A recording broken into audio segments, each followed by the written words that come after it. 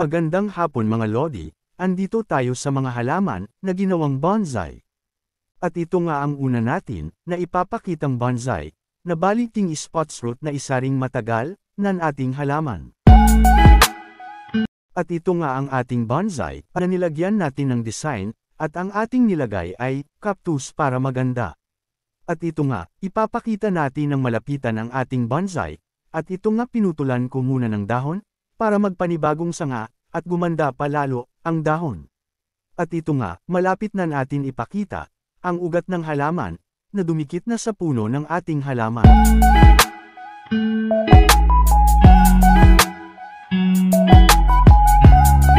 At ayan nga, nilagyan natin, ng barya ang halaman at di na nga matanggal, sa sobrang taba, ng ugat. At ito nga, ang sunod nating ipapakita, ay ang sampalok na pinakamatagal, ng ating halaman.